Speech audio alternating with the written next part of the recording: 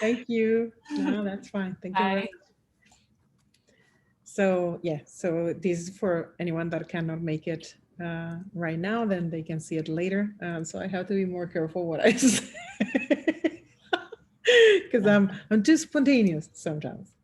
Anyway, so I posted the link to a Google Doc that is I already put a couple of things that I like a lot, and they're super easy. And so one of them is this bread recipe from a friend of mine who has a gym bar in Bruges. So if you're ever in Bruges, if you ever travel again, you can go visit him.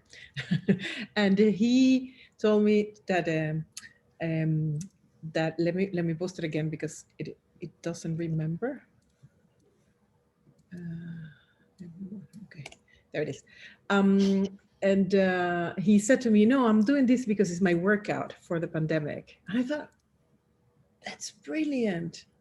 The only problem, of course, is that he's way stronger than I am. So he can do it in about 10 minutes. And it takes me 40 minutes to knead that loaf of bread by hand. Oh, So, yeah, your arms will be super strong and super fit by the end of your workout. Particularly, he does it every day too because he has teenage boys that eat a lot of bread.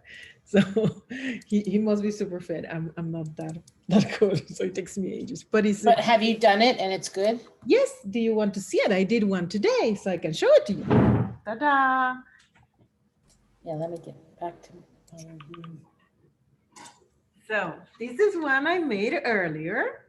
Oh, wow. Yeah, and I'm going to cut it so you can see it inside. Yeah, I cooked for you guys. I wanted to share, but it was not so easy. So that's how it looks like inside. And it has Oh, that's seeds and it's beautiful. lovely. Yeah, it is a very lovely bread. I made it just for you guys. So you can see, I cooked this morning. I got up early and baked bread. And then I made scones. Uh, and then we can talk about all the modifications that I did to things. So here are my scones that I made this Oh, morning. yum. Barbara, on the bread, I generally try to make bread weekly just because Yes. it's an activity, right? Yes. But I've been making challah bread, and it's very Okay. easy. And I actually have a dough hook, so it saves my arms. Can Sure. you do that bread with a dough hook too? I'm sure Yes, of course you just can. to do it longer, right? Okay. Yeah. Yeah. So I don't know if longer. I would say even less time. If I put it in my machine, it Yeah. normally takes maybe around 20 minutes for the gluten to be aligned correctly. Mm-hmm. So and you will feel it. And one of the things, the recipe is in the link, so I think you can see it And from the document I put. You should be able to see the link. it, And it sounds very healthy too. yeah, what is really interesting about it is that it is very wet. And what he says is you then add the flour, Mm-hmm. further flour until you get the right texture. So in a way, well, you need to know what the right texture is. Yeah. But it's I mean, if you make bread, when you can stretch it, it Yeah. means Yeah. that the gluten is now aligned and Yeah. If so it's you wouldn't. tacky but not so sticky that you have to like wash your hands. That's That's how right. I've done it too. Yes, It's yeah. yeah, you have to kind But of it play has to be with it. super stretchy. So Yeah, yeah, no, and it works really well. And love it. actually, my kid loves it. so That's the so best. that's perfect. And Mhm. I'm a weirdo, so I mill my own wheat that I buy from some people here in the province. Great. But that's because I am excessive. I got in trouble when I went to India last December. I got in trouble because they took me to this spice shop. It was fantastic. And I wanted to get a turmeric, and I was no, but I want the turmeric, you know, as a root, as dry root. And the young man who was the salesman, he was super charming and very funny. He says, "That's what grandmothers do. You must trust me, Barbara. You Huh. must take this one, and it's much less work." And everybody laughed at me. And then he gave me his phone number, like, "I'm going to call you after." But it was very charming. He was super charming, actually. So that was a funny story. So I ended up getting the already ground turmeric because I I'm not a attended grandmother. I attended a fundraiser about a month ago Mhm. that was a on Zoom, And it was where you get donated money and they sent you 3 small, tiny little tastes or bottles of wine with spice mixes, because the owner of the vineyard, she kind of took a risk. She and her husband are Indian. And so they mixed the spices. They sort of linked, you know how you sometimes do wine and cheese or wine, or whatever it is, but they did wine and spice. And then you got little spice packets. And then I ordered some for friends because I thought, what a great idea while we're here to start experimenting more and more with new flavors. And I thought she had done a beautiful job, and it's in an area in California. Yeah, I thought it was really great, but it was sort of combining cultures and interests and new, smells and new. So I've been using the spices on different things. Oh, and having fun wonderful. with it. That is very nice. Do you have the flavor thesaurus? I love that book. I don't. What a great. It's a great book. So what you do is you look for whatever spice or herb or, very strong flavor, and then it will tell you the most common combinations, some that are not so common, then the ones that are radically different. So I always try to do different things with the spices and herbs and things. That's so great. What's the name of that, Barbara, again? That's a great. The flavor thesaurus. Flavor thesaurus. There's another book that I've used, but it's and it's from and it happens to be an Israeli. He lives in New York, but it's called Mastering Spice. Okay. But it's not. This one sounds a little bit more. That's just different combinations he's done and recommendations. But I like this flavoring thesaurus. Yeah, that allows you to really play with things, and I really like it. Please feel free to add to the Google Doc anything you want to put in. And so the idea today was to do a little bit of sharing of recipes that we use at home, and that we want to maybe share because they are easy or because they are comforting. So I made the scones. And what is different about my scones, this is just an ordinary recipe that I got from the internet. It's very good. They are really moist and lovely. So I like it.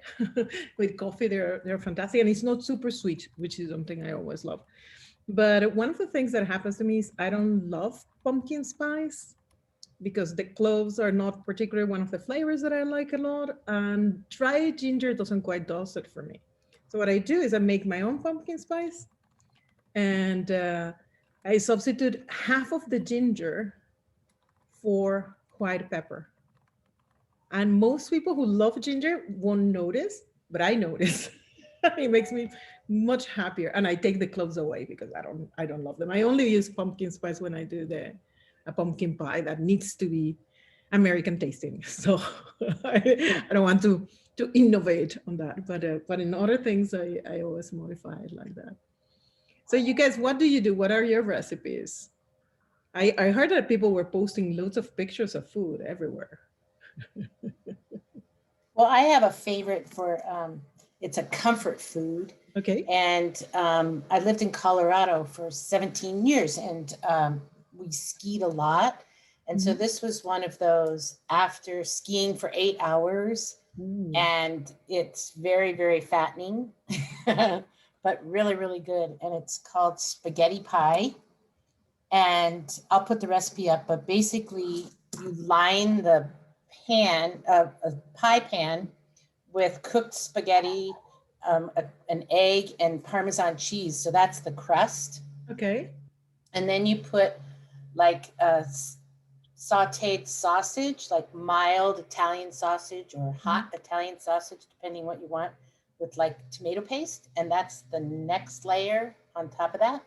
Oh, sorry. And then in the spaghetti, you put sour cream. So that makes, you put a layer of the sausage, and then on top, you saute some onions, and then you turn the heat down and put sour cream in that, mix the sauteed onions. That's the third layer. And then on top of that's mozzarella cheese, and then you bake it. Wow. And it's really amazing. I now want to go skiing with you. Never had anybody say they don't like it. Like everybody says. The problem is it's, like I said, it's very fattening. And so you have to eat a small slice, and it's really hard to eat only a small slice. Like you want more. So I'm going to put that recipe up for you. Sure. But I have it on as like a PowerPoint slide where I put the cover of the cookbook, and the next to it is a picture from the page that you will see has tons of spots all over it because we've used that recipe many times. But can I upload it to that document? Yeah, that's the idea. That's the idea. And it should be open. I tried to make sure because the other day I didn't leave the document open, so I had to be open all the time. But now it should be open, so everybody should be able to. Okay, thanks. Okay, anyone else wants to share something? A comfort food. I'll share. I've got one that my family does in the fall, and it's called Jewish apple cake. I got the recipe from my grandmother. My family is not Jewish. My grandmother was not Jewish. None of us could figure out why it was called Jewish apple cake. But then my other grandmother told me that apparently in our part of Pennsylvania, a lot of the Polish people make it because it was, they don't use butter in it. They use olive, or they use oil instead. And so you could eat it with like a meal that had meat. And I guess a lot of the Polish people in our region were Jewish. So it's a big like Pennsylvania, New York, New Jersey thing in the US because we had a lot of immigrants from there. But so we love making it in the fall because you can just put in a bunch of apples and it makes up in a nice bundt cake, and it's very, very delicious. And I actually have some in my freezer right now because I live alone and sadly I cannot share it with anybody because COVID. So I wanted to make it, and I also didn't want to eat an entire bundt cake by myself. So I hear you. Yeah, that's one of my problems. That some recipes are so huge. What do you do with that? But freezing is a good idea, I think. Can you share the link to the document? I came in later and I don't see it in my chat. Thank you. I'll put it again. Yes. It's this is the one thing about Zoom that is not very good. That is if you arrive a little bit after someone have posted something, then you cannot see it. The one I'm going to post too is also really good frozen. Like you can freeze a whole bunch of them and then have them on a snowy night. Yeah, I like pulses a lot, which is, I guess, very, very much my grandmother. She was from Spain, and so she used to cook those for my mom, and then my mom would cook them. And for me, it's such a wintry thing to do, you know. You have pulses, I don't know, chickpeas, stew, and things like that, and that is lovely. Sorry, for me, it's like really hard winter right now. We had a blizzard this weekend, and we had like 2 feet of snow. Oh no. Yeah. Everything was canceled, which had never happened in all the years that I was in the city. It has never been so much snow so quickly that we had to cancel things, but it was like that this week. So okay, some people are very quiet. I can share something if you want. Yes, please. It's a medieval recipe, actually, because I was interested in medieval cooking at some point. Okay. And I forgot almost everything, but that one just stuck with my family, so I make it from time to time. And it's called, well, there's a French name for that. It's Brouet d'Allemagne. I will put the name in the Google document, but there are many versions of that recipe. I will give you mine. I will try to type something in English to give it completely, but basically it's white meat. Like you can choose to have chicken, or you can choose to have veal, depending on your budget. And then you make a sauce composed of chicken liver. And you add some wine to make the sauce. So it's a mix actually of onions, chicken liver, and wine. It might seem gross when I'm talking about it right now, Great, actually. especially if you don't like chicken liver. But actually, the liver it provides a texture and a taste that is really different from what you could achieve with other chicken liver recipes. So we'll put up the recipe, and if you're brave enough, you can try it out. But that's the one that I I would have liked to share if. Okay. Oh, that's Yeah, great. Oh, I definitely will want to try that. Sounds wonderful. okay, I will try to find it and translate it. Okay.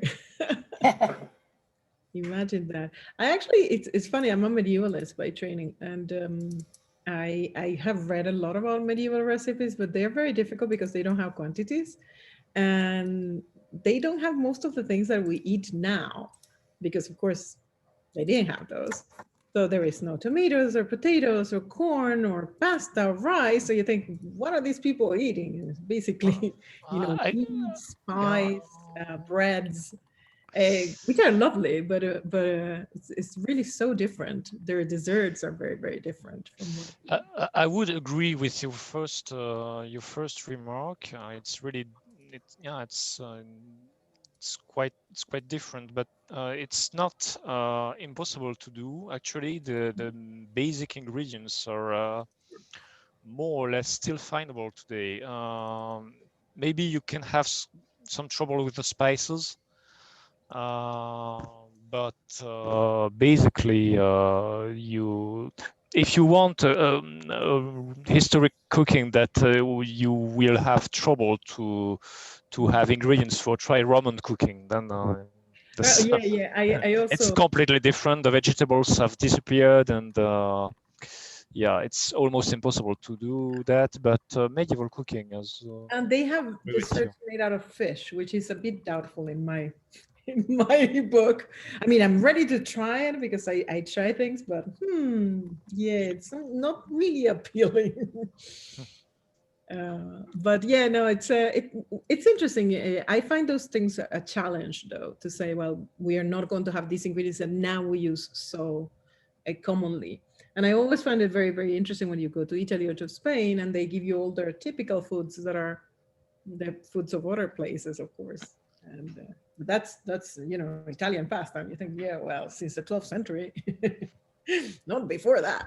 I don't know. It's just funny how quickly we adapt things and change the way that flavors are provided in within our context. No, when I was very young, there was no Japanese food anywhere because I'm that old.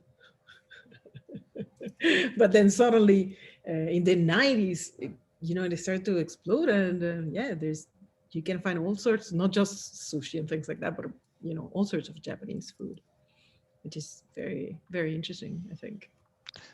I don't know where you live, but in France, Japanese restaurants are all the same, and they're most of the time they're run by Chinese people actually, Oh, and it's the same cooking from one restaurant to another. It's good, but you can't tell the difference, and you can't really have. And then you have some real, so-called real Japanese restaurants in Paris. I heard that are really different, but. okay. Um, Well, I actually, yeah, I have lived in many places. I grew up in Venezuela, so I was really talking about that. But I lived in many big cities, and normally in big cities you have a variety of immigrants, and when you have many many immigrants from different places, then you start finding the cuisine of those places. That said, for example, in Caracas, up to the 90s, there was only one Indian restaurant, one, and it was a city of 4.5 million people, and you think, what? And then I live in Birmingham, where not only I can get Indian food, I can get Balti, and I can go specifically to a street that has various competing restaurants, and they are all very different and really nice. So I have been lucky, lived in different places. But France is a great place for food because in France you can just go to a supermarket and buy seafood, and it's amazing. It's so good. The quality is fantastic. The shrimp taste like shrimp. It's incredible. So you don't need other things. Okay, anyone else wants to share something? Does anyone want to hear about how to make a full Irish breakfast? Yes, please. Okay.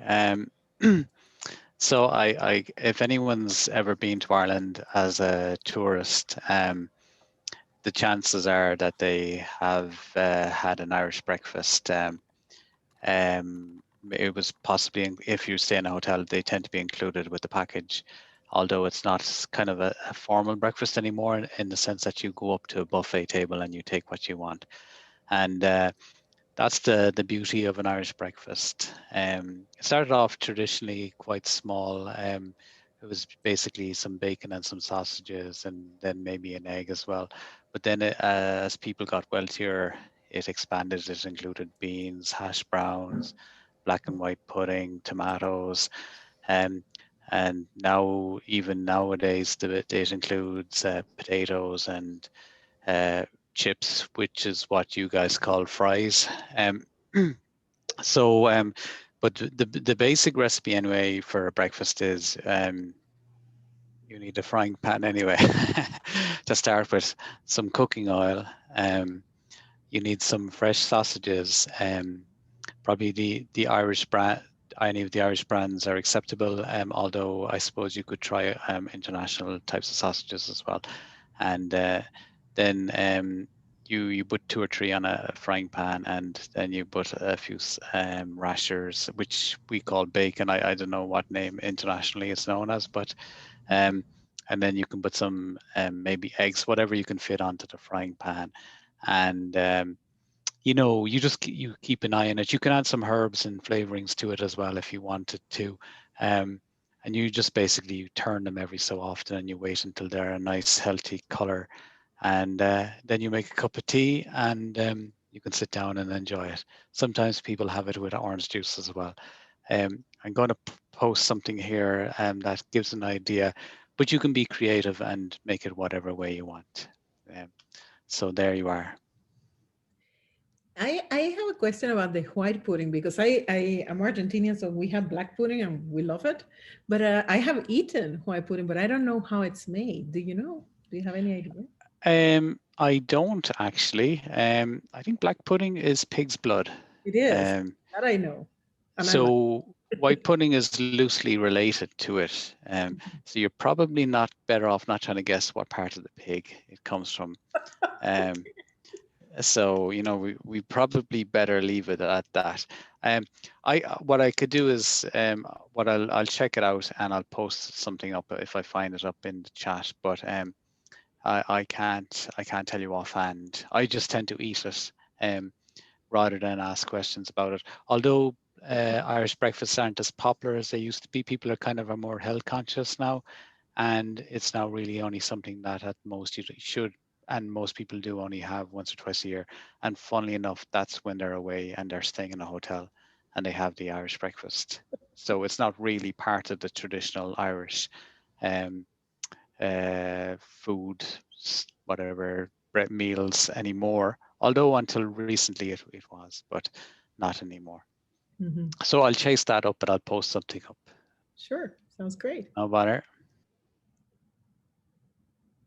Okay.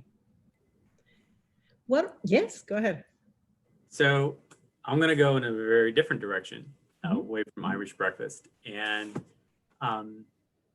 as someone who is still an omnivore, but still tries to eat more plant-based meals, and has my own food issues that I'm sensitive to, and have lots of friends who are on the broad spectrum of food issues.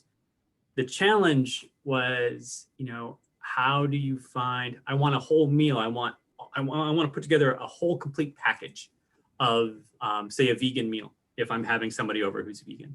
Mm-hmm. And so I'm going back to the favorite book thing. I've already put this in the document, but Vegan Vegetarian Omnivore is this cookbook by Anna Thomas. It's quite large, nice. But in it, you actually get the opportunity to build an entire meal around your plants, and then you add in the things like the meat proteins.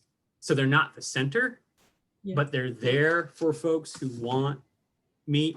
And there's a whole plan for a turkey dinner where you start with this amazing wild rice stuffed pumpkin that you roast, and that's the centerpiece. And then your turkey breast is on the side, because turkeys, as somebody who used to, okay, so 2 things, right? I said the other night, I used to drive a truck. Two of the industries I used to work in was the natural food industry. And I can tell you that natural foods have come so far in the last 20 years. Like the plant-based proteins are so much better now than they were when I was first delivering them. Yeah. And I also used to drive the truck that took the turkeys from the poultry farm to the slaughter plant. So there's actually years I didn't eat turkey for Thanksgiving because I couldn't stand the smell, because I was often working on Thanksgiving, bringing the turkeys to the plant. It was disgusting. Domestic turkeys in the US aren't that good. They're not really very tasty. And so you put your emphasis on the vegetables and the excellent roots and all that sort of stuff. And then you add in the proteins for those who really want them. And you get a complete meal that covers all those needs, but is much more vegan and vegetarian friendly. And so I highly recommend that. I've done a couple of the meals out of this book, and I find it fabulous. And I put a link to that. And I also put a link to my two new favorite plant-based proteins, No Evil Foods and Beyond Meat, in the link. Both of those you can order directly from if your local grocery store doesn't have them. Yeah. If you're here in the US, I don't know about internationally. We'll figure it out, international.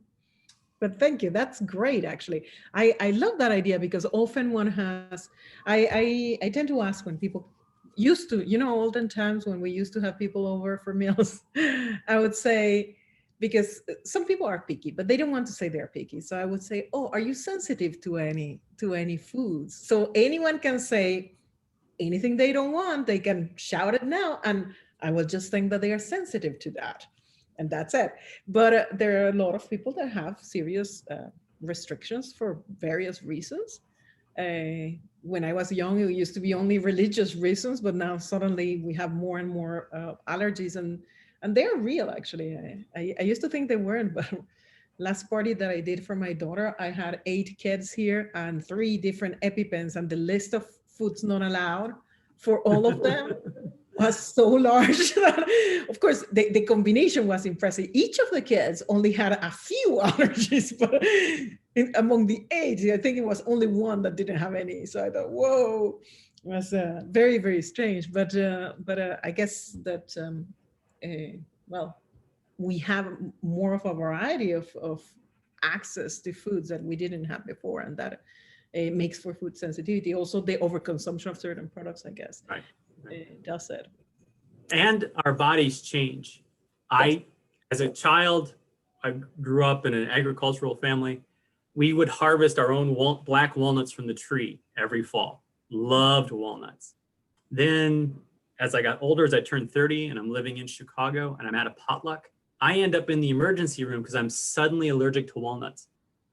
After going 30 years without any sensitivity at all, I'm in the emergency room. I get the full test. A couple of weeks later, they take all the blood, they scratch me all up, and it's walnuts that set me off that night. And so, things change. Yeah. So you have to be careful. Mm-hmm. Yeah. Yeah. That said, recently, for some strange, I don't know, inexplicable motive, Amazon decided to show me their food area. And suddenly I'm looking at sea cucumbers that cost $600 for 2 dry sea cucumbers. And I thought, I know what a sea cucumber is, but how do you cook that? So I started to Google and look for videos of these sea cucumbers. It was fascinating. It's a rabbit hole, sea cucumber, but they are very expensive. So I don't think I will try them. Particularly because I don't know what to do with them, really. So I don't want to rehydrate them, cook them, and then it turns out really horrible and rubbery or something, or it's terrible, and I spent $600 on 2 sea cucumbers. But I thought, wow, that's amazing, no? And the access that we have to different things that maybe years ago was not possible. Well, we found out about the egg pudding. Sorry, I was going to say I have one to share, which might work for a dessert. So I have a passion fruit vine in my front garden, and this passion fruit vine absolutely went berserk this year. So I all of a sudden had hundreds of passion fruit and no idea what to do with them. And I'm the only person in the house who eats them. So I had to find recipes for passion fruit, and it's amazing what you can do with that stuff. So the first thing I found was an impossible pie with passion fruit. That's fairly normal. You make an impossible pie, you throw in some passion fruit juice. Okay, fine. Then I found I was getting a bit desperate because all this sweet stuff. So I found a salad. You can eat passion fruit, make a dressing with passion fruit, a bit of olive oil, and a bit of balsamic vinegar, and put that in a salad with rocket walnuts if you want some feta cheese or something like that, but you don't have to. And that's a really nice side salad. Very simple, but quite nice. And then I found the thing that the family eats as well, which is a self-sourcing pudding with a mix of passion fruit and orange. And that one is very good. And the good thing is both the impossible pie and the self-sourcing pudding also work gluten-free, which is unfortunately important in my family. So that was really good. So now I'm still on my quest of collecting more passion fruit recipes, but these were the 3 I like best so far. So in case anyone else has this problem. Well, I have a crabapple tree, and I have the same thing. I'm digging out for crabapple recipes to see what are we going to do with all these crabapples. And it was funny. I ended up with a crabapple butter, crabapple jelly, things like that. But it's not a very versatile fruit, or at least not in the recipes that exist. So maybe I have to write my own book on what to do with the crabapples in the tree. But I'm not good at that. But yeah, passion fruit. You know what? When I was very young, in Venezuela, there was a lot. Mangoes and passion fruits are really common. And one of the things that became incredibly popular was the passion fruit mousse. So to do that, a really light mousse with the passion fruit juice, and it was really nice because the contrast between the sweetness and the sourness is lovely. So it works beautifully. People combine it also a lot with raspberries of all things. That is not a tropical fruit at all, and somehow it tastes very good. So that's one way to go. But again, probably not the diet kind of for the light with all the heavy cream and things. So come on, I cannot even ask you what you ate in Costa Rica because you didn't go. So you're not there. Isn't that sad? I'm sure the food would have been amazing.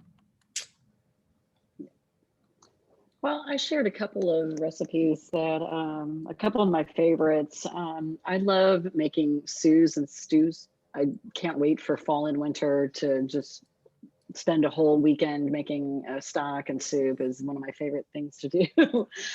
So I put in a curried red lentil soup with lemon. And I think I got it from the Vegetarian Times at one point. I was just looking for some meatless Monday recipes to force on my family, my family of carnivores, to eat a little healthier here and there. And it's just a hearty, yummy, has tons of vegetables in it. And if you like curry, you can spice it up as much as you want. So just shared that one.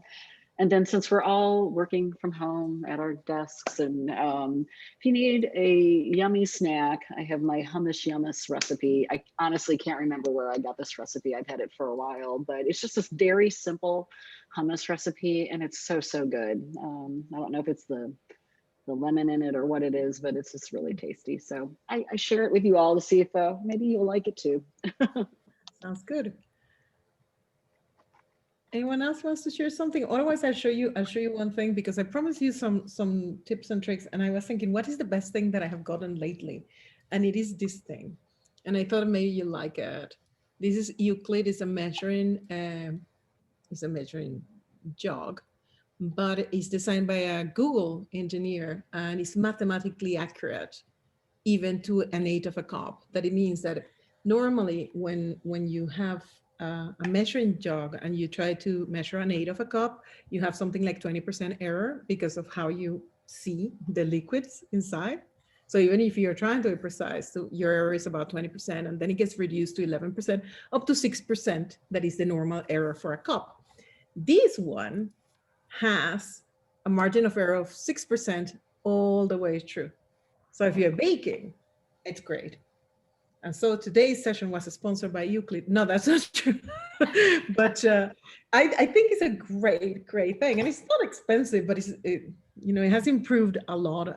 My daughter is trying to learn how to bake and things, and that has helped her because she doesn't have the experience to eyeball some things, and this is very good. So well, if you're baking, my husband would tell you, you must get a kitchen scale and measure in metric. That is the correct way to bake. Yeah, I do have one, but I find that even scales are not great with liquid because the conversions for liquids are not as good. So I found this very good. I don't know. Where is your husband? Is he around? It's really cool. It's a really cool measuring jug. Yeah. It is a very Megan, good measuring jug. Looks like a Christmas present, Megan. Nah, he's good. We have enough gadgets. Are you sure? This is really good for putting in your stockings. It's a stocking stuffer. It's not like other things. Anyway, so that's the one thing that I use a lot that I find really fun and useful actually. Well, thanks, Barb. Welcome. I don't know if anyone wants to say something else. I need to sign off. See you later. Yeah. Okay. We need more recipes. Throw your recipe Yay. recommendations. We could send it out on the tweet. I mean, we could do a. Can we tweet keep and- the recipe Google open? Because I can't, I've been looking for these recipes online that I know I have and I can't download. And I was like, I've lost something. So can we leave it open and Just then be able copy to? the link and then we'll tweet it out anyway. Tweet Yeah. it out for people to add. Put Fine. some pictures on it too. Yeah, oh, that's I good. didn't show you how my wonderful scones look on the inside, but they're very nice and moist. I'll show you. You're making me very hungry. Beautiful. Wow. That looks I nice. Morning. They are very good, actually. That's what we'll be doing over the weekend, baking. Yeah. Good. Or cooking Is with it- alternative meats. I like that idea too. I do that too. This was a great idea. I think very nice and relaxed session. So well done to whoever selected it. That would be Barb. Thanks, Barb. Barbara, well done. Well, thank you for coming. Thank you for sharing. And we'll leave the document open and share it with other people, well, here and there and everywhere. And That's the maybe RDA we can do a cookbook cookie. coming. Yeah. I think that's a fundraising thing, Stephanie, don't you think? I hope it'll be fair anyway. Yeah. Well said. We'll care. Only if we have a scale involved. Then we know. Oh, yes. Well, thank you everybody for coming. Thank you. See everyone. everyone. Bye bye now. Bye. Bye. Thanks. Bye. Bye.